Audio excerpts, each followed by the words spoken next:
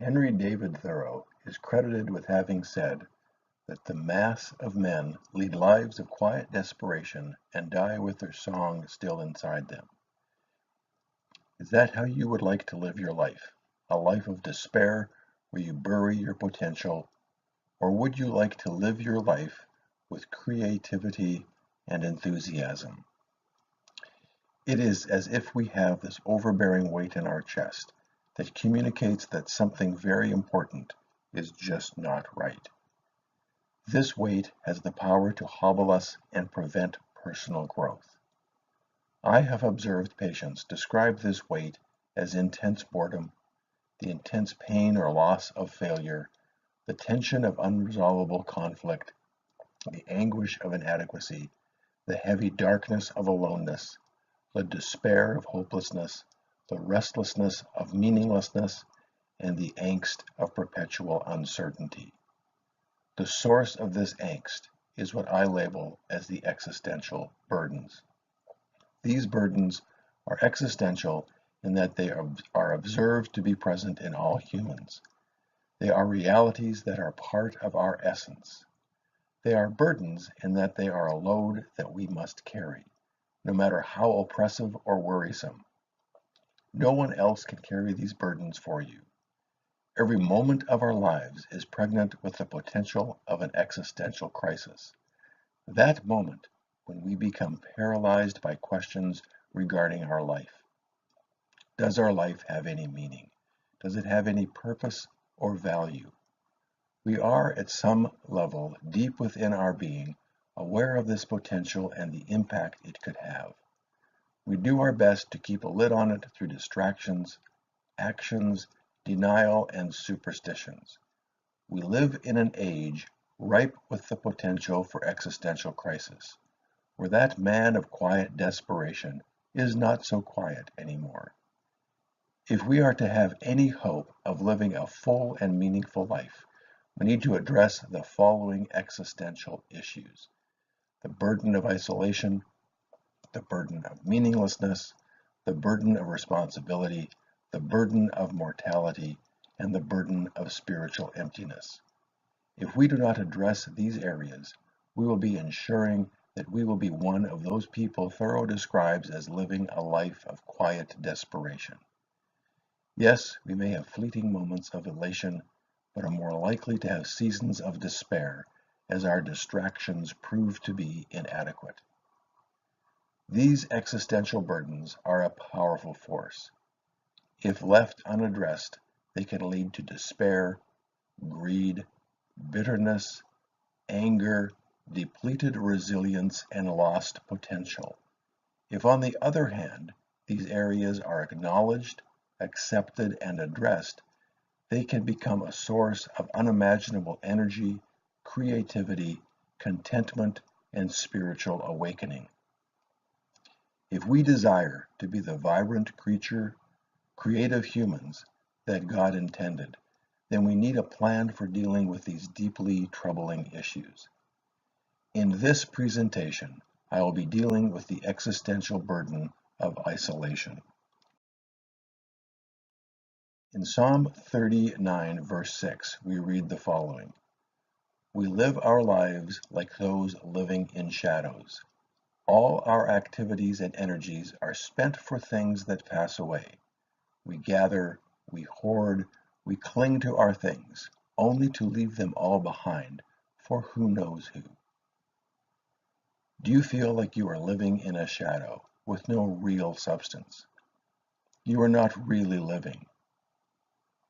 Sort of like life has passed you by. You work hard, you consider others, you act justly, are compassionate and empathetic, yet it is all for what? You still feel alone and useless.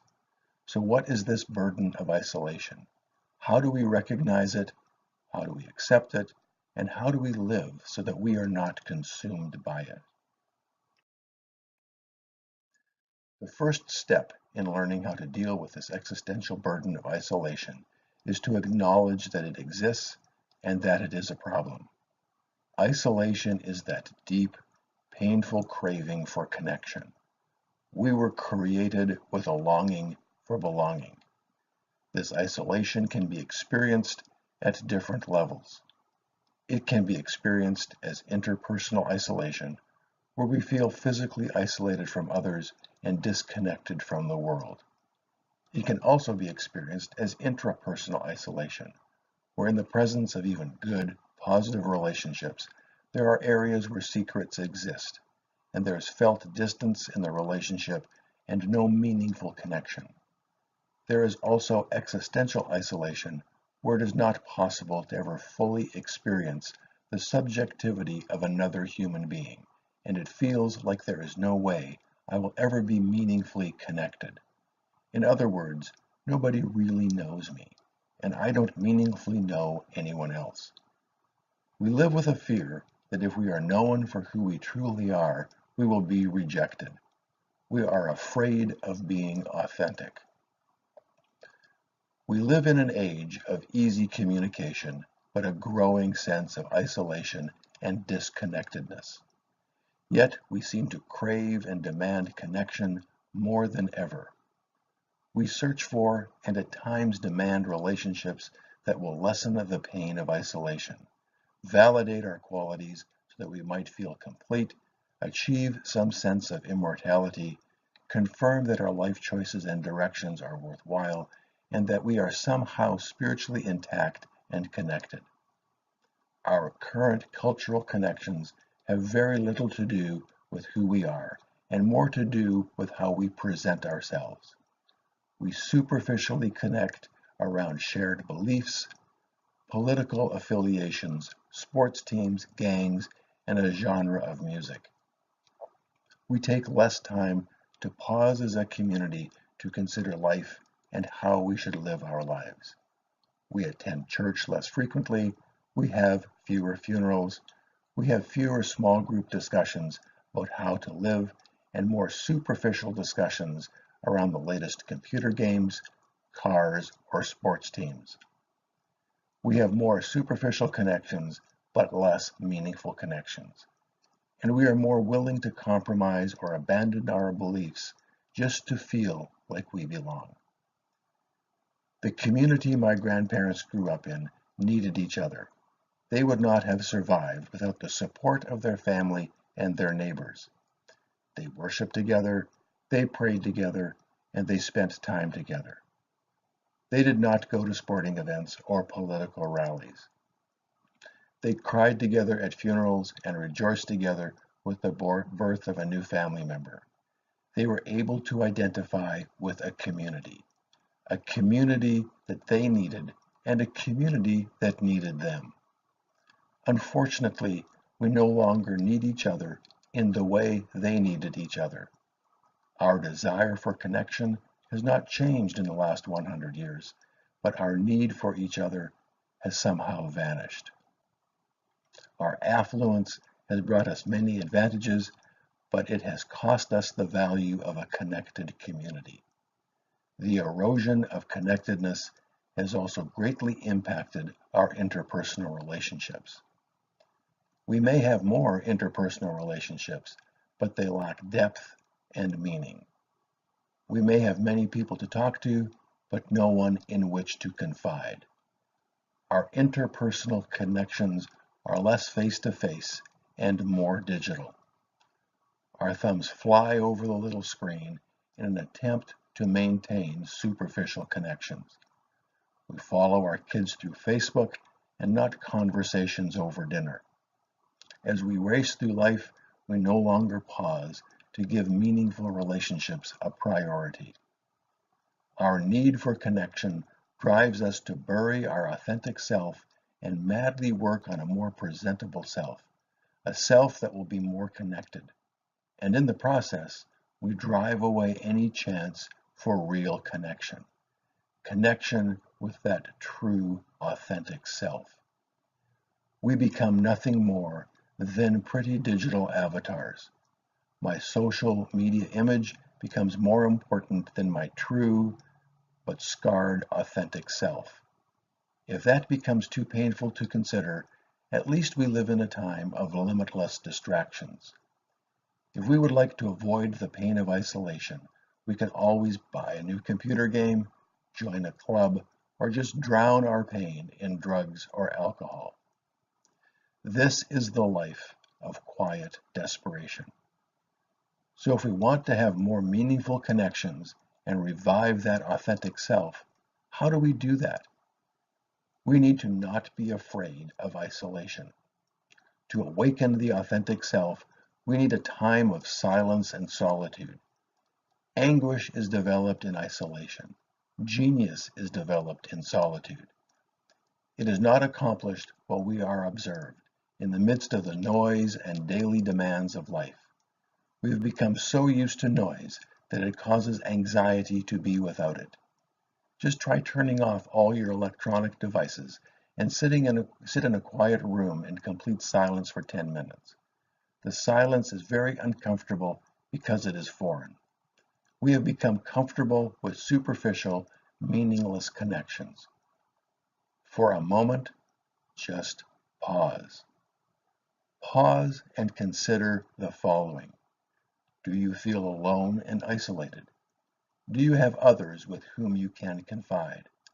How are you working hard to create an image of yourself to be more acceptable to others? Are you authentic? What do you use as distractions from the pain of disconnection? We live in an age of growing isolation amid limitless distractions and superficial connections. We end up wasting a lot of our life trying to fight or change what we cannot change. You feel isolated and alone, frankly, because you are isolated and alone. In other words, nobody really knows you well, and you do not really know anyone else very well. We do have connections, but the connections are never good enough to eliminate the pain of isolation. You may be more distracted in a group, but you feel just as isolated in a group as you do on a desert island. At times, maybe even more isolated. This is a reality of life that you are not going to change. Yes, there are things you can do to feel and be more connected, but in the end, you will still feel isolated. Accept this reality for what it is. You may be the star quarterback in a stadium of 80,000 cheering fans, but who can you confide in? They care about how you perform, but not really care about you. Accept that there will always be some distance in all relationships, and this will emphasize the awareness of felt isolation and aloneness. Remember, this is experienced by everyone, so be aware that those you are closest to also feel isolated, and that you may be able to actually do something meaningful to lessen their pain. Take time to consider their pain. When considering this burden of isolation, you do have several choices. You can fight the sense of isolation and pour all your energies into seeking connection. Chances are, all this will do is push away those from whom you are demanding the connection. The process of compromising your authentic self through pretense will only leave you more aware of your isolation and aloneness. You could deny the reality and just live with a sense that something is not right as you feverishly seek out more ways to distract yourself. Buy a new car, try a new sport, join a new club. The choices are endless and will allow you to remain busy, distracted, and empty for several lifetimes. This is the path chosen by most people. On the other hand, you could accept reality as the reality it is and let go of the burden. This will take some work, but the work will lead to increased resilience and creativity. You may even get to the point where you can appreciate the reality for what it is. Once we have accepted this burden for what it is, and that it is present in every human, we can get to the point where it can be appreciated. If we want to get control of the burden of isolation and the fear of being alone, we will have to learn to appreciate this burden. In appreciating it, we are allowing ourselves to no longer be controlled by it. We can lessen its hold on us. Denying this burden through distractions or drowning it in drugs and alcohol will not help. Avoiding this reality or running from it in fear will not help. We must learn to appreciate it and let it go. So how do we do this? How can the existential burden of isolation become a blessing and not a curse? First, we must pause to consider how it has been a burden in our lives and how that burden has impacted us and affected the important decisions we have made in the past. What did you do to lessen the pain of the burden? What were the consequences of those decisions and the path they led you to follow? I can recall several very poor life decisions I have made in the past as I was attempting to lessen the burden of felt isolation. Felt isolation is painful. Solitary confinement is still used as a form of severe punishment. Prison is separation from those you care about, from those who care about you. Isolation can hurt deeply. Subjectively felt pain is selfish. Drop a brick on your toe, and all you'll be thinking about is your sore toe. Pain is a loud voice that demands all our focus and attention. The pain caused by felt isolation forces you to think about the isolation and the unfortunate state you are in. It makes you more self-centered and self-focused. The pain caused by felt isolation, by making you more self-centered, increases the felt isolation. If, on the other hand, you accept the fact that all other humans share this burden, then it can be a point of connection and not a cause for separation.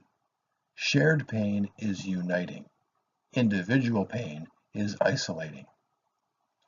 If you can grow to realize that this burden does not have to be feared and that you can appreciate it as something shared by all humans, then you will find the burden will be lessened, resilience will increase, and there will be a growing sense of freedom. Now it is time to put this burden to work for our benefit. The burden of isolation does not have to weaken you, it can make you stronger.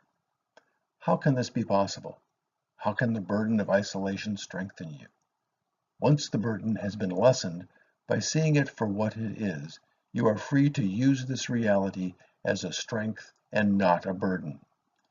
The acceptance and appreciation of what this burden of isolation is can free you to grow in two significant ways. It can improve meaningful connections with others by recognizing that we all share this burden, and it can strengthen authenticity by freeing you to embrace productive silence and solitude. What you share in common with other humans can draw you together and not separate you.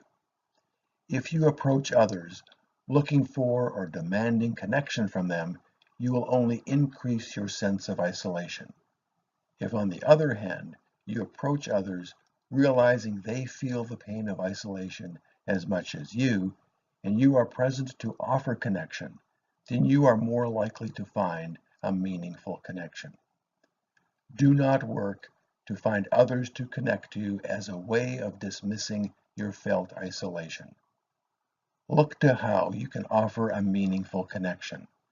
Focus on being more trustworthy, hold confidences, be kind, be honest, be humble, and remain thankful. You are more likely to get what you offer than to get what you demand. If you see the pain in others, it will lessen the impact of the pain and isolation you feel. Put aside pretense. A manufactured, false image will only foster false, meaningless, pressure-filled connections with others. If you want meaningful, genuine connections, you need to be authentic. So what does the path to authenticity look like in this crazy, fast-paced, noisy world? Authenticity is found in silence and solitude. This is where isolation will make you stronger. Without silence and solitude, you'll be a faint reflection of those around you, not really thinking or believing for yourself, a finger puppet of the masses, or should I say, a lonely, isolated finger puppet of the masses. We are superficially connected in so many ways these days, it is hard to picture what solitude with silence would look like. Why do we never leave our houses without our cell phones? Or if we do, we are left with this feeling that something vital is missing. Our constant conduit to the world, a short leash tied tightly around our neck. We need silence and solitude more now than ever before. Solitude is taking time in a specific place with a deliberate purpose and a plan. It is time to ponder and ask questions. It is a place that has been set aside. It is a purpose of finding what you believe and stand for, and a plan that is not forced or pressured. For solitude to be productive, you need time free from observation and distraction. You will need to unplug your electronic connection with the world. There are several different forms of solitude with different purposes and focus. There is mind-numbing solitude, which is often more destructive than beneficial. It is found in mind-numbing activities like drugs, alcohol, gambling, computer games, and excessive observation of sporting events or television. Mind-numbing solitude is a break from the everyday world, but the result is less resilience. Mind-numbing solitude is attractive because it provides an easily available separation from the pressures of the world with little personal investment. Over time, this type of solitude loses its effectiveness and can cost you everything. There is recreational solitude, found in going for a walk or a run, playing a sport, hiking in the woods, or sitting in a tree stand. If approached with a positive attitude, routine, apparent, mundane tasks like lawn mowing, floor cleaning, washing dishes, or car washing could also be considered this type of recreational solitude. This type of solitude can be a positive break from daily stresses as you have an opportunity to think through life issues without distractions from others. Recreational solitude can help improve your physical fitness and restore or maintain your resilience to a certain degree. There is creative solitude found in activities like painting, photography, quilting, playing a musical instrument, or other type of creative activity. This type of solitude is another positive break from daily stressors and can also help restore your resilience. The most valuable form of solitude is restorative solitude, where you sit in silence with pen and paper with purpose and focus. You will need a place where you can separate yourself from others and the world. This place needs to be easy to get to and free from interruption. If you find it very difficult to focus your thoughts because of distractions from your past, you may have to start with some therapeutic writing. Therapeutic writing is a way of setting aside past issues that weigh you down today. These could be past hurts, abuses, or injustices. To set these issues aside, take 30 minutes a day for 4 or 5 days and write about the individual issue. This exercise will not completely eliminate the impact of a past injustice, but hopefully it will help you to live more deliberately and not continue to live as a victim. If you live as a victim, you will live a powerless and ultimately meaningless and very isolated life. You do not want to live as a victim. The goal of this time of solitude is to become more authentic. God only made one you, and that you has unique qualities and a unique purpose. It would be a shame to neglect that uniqueness as you are working to gather appreciation from others who do not care. Now that you have been able to free yourself a little from the burdens of past injustice, you can now focus on the present. This is a time of separation from the thoughts, actions, words, and opinions of others. It is a time to honestly and humbly evaluate and reevaluate. What are your core beliefs? What do you stand for? Who are you?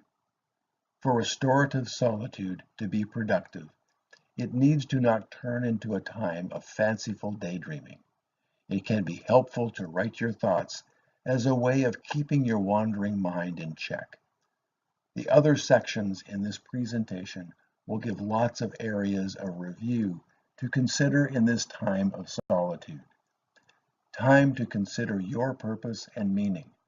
Time to evaluate your choices and the consequences of those choices. A time to reflect on your mortality and the mortality of those you care about. A time to ponder spiritual matters. What do you believe, and how is that evident in the way you live your life? I use this time to prayerfully ponder passages in the Bible and how it applies to my daily life. This should be a time for reflection and contemplation, and not a time for rumination over previous hurts and injustice. If you find these intrusive thoughts keep distracting you, then it may be time for more therapeutic writing. This is not a race. Take your time, remain focused but unpressured, and you will find that slowly your resilience, creativity, and authenticity will grow. For additional references and help, please contact the Fractured Resilience website, and to be notified of future videos, subscribe to the Fractured Resilience YouTube channel. Thank you.